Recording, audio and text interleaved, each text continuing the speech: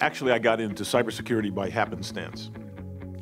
Right after 9/11, at the time, I was the president and CEO of the San Diego Regional Chamber of Commerce, which is California's largest business organization. And after 9/11, San Diego had a rude awakening,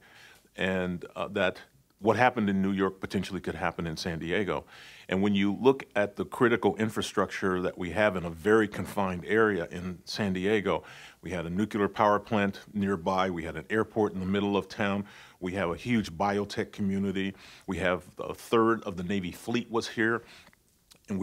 we have a foreign border just 17 miles away from the downtown area.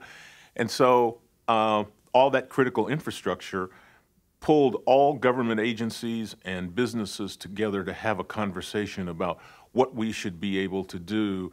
to have a public-private partnership with government agencies, local, state, and federal, with the business community, and even the general community, and what we ought to be doing to protect ourselves in the case of a threat such as that, a terrorism threat.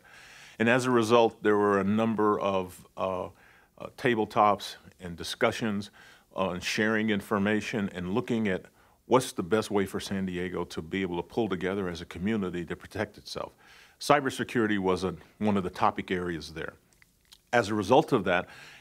we quickly found that it is an issue of having the latest technology and sharing information about the latest technology and being able to work together around that.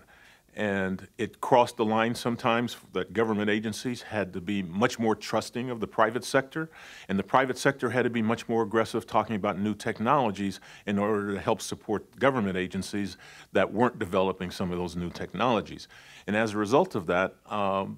what evolved over the course of time from a task force that involved all those agencies was the beginning of an organization called the Security Network, which focused on